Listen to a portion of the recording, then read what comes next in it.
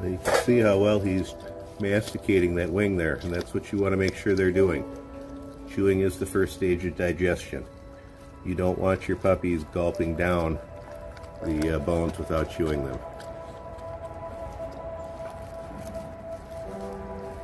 And what age your puppies are able to do that, really depends on the breed and their size. These guys at 7 weeks old are able to do things that many puppies aren't able to do until they're much older because of their size and breed.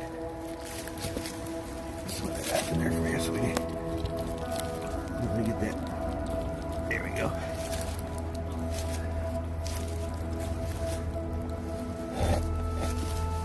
Just saying on my videos, I like to pet and handle my dogs. Teaches them not to be food aggressive.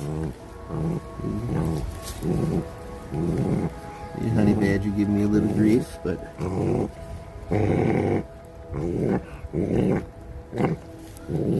just keep doing it until she relaxes. See?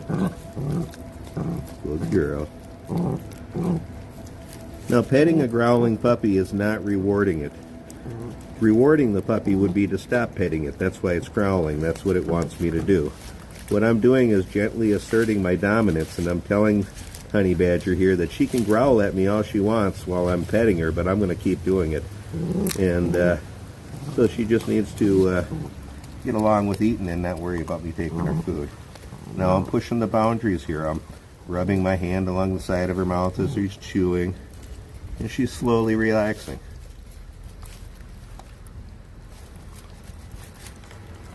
She just learned a valuable lesson there.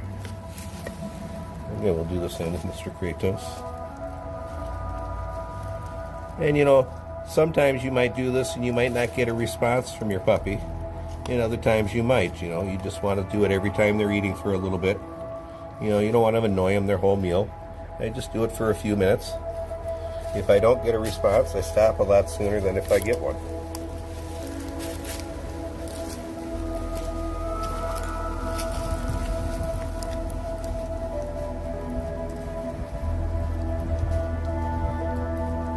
Miss Ruku's being good. She's just ignoring me while I do this. Again, this is very important if you want to raise your dog to not be food aggressive.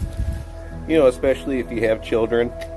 As an animal warden for almost 20 years, I took a lot of bite reports from kids that were hurt very badly in situations that could have been avoided with just a little forethought and training.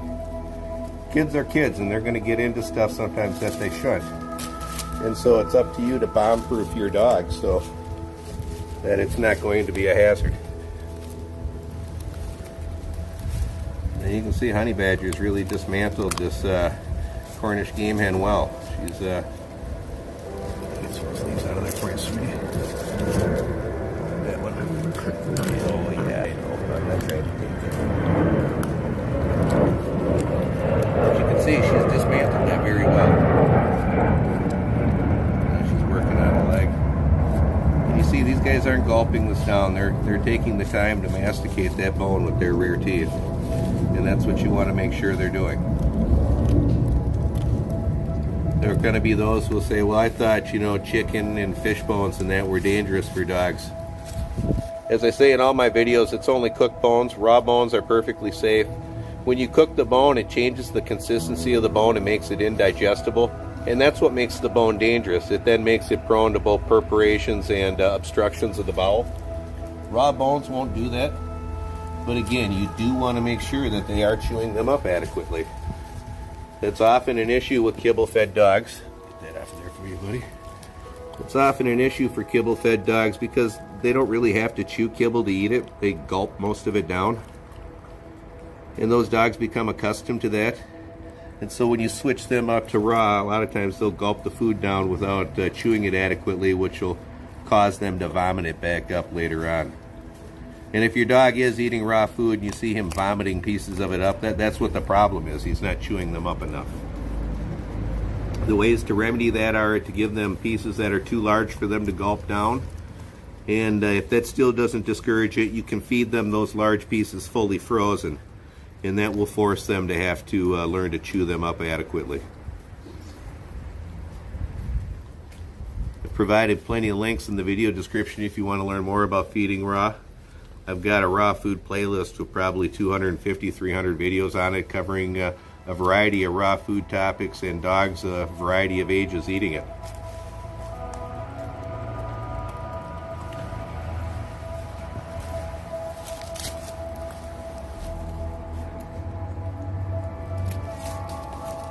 This is a handsome pup. I hope for this little guy.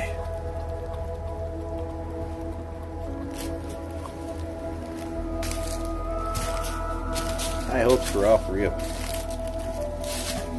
This whole litter really turned out nice.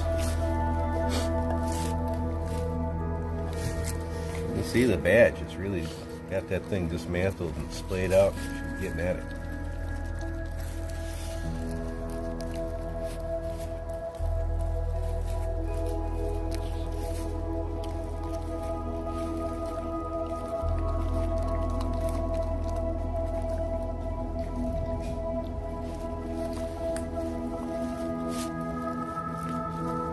And you can often get a good deal on these Cornish game hens, and for smaller dogs like this, it's really fun to watch them eat them.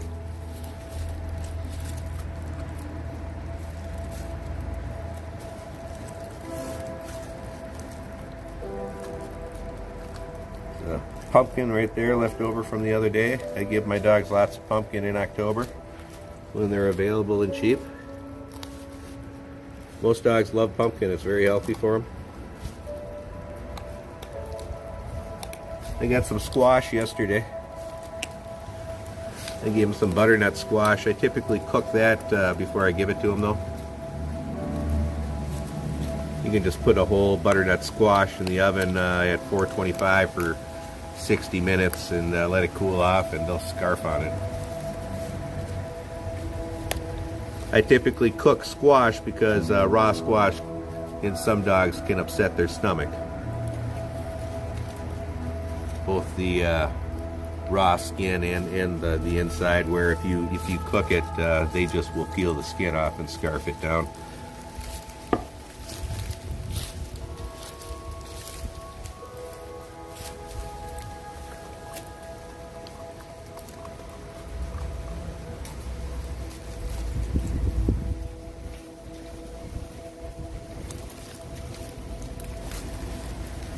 I feed my dogs what's called the BARF diet. BARF is an acronym for biologically appropriate raw foods. It's a raw food diet protocol that was created by veterinarian Ian Billinghurst. He's written a number of good books on the topic. I'll put the names for a couple of them in the video description. One's called Give Your Dog a Bone. Another's called Grow Your Pups with Bones. I know since those books have come out, he's got other updated versions also. I recommend anything from him on the topic. A couple of the other raw food diet protocols out there that are pretty popular are the Prey Model Diet and the RMB diet, RMB being a acronym for raw meaty bones. I recommend any of them over feeding your dog a overly processed commercial food diet.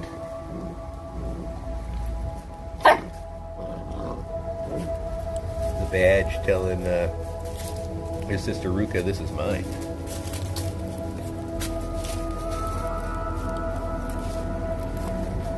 What's up, sweetheart?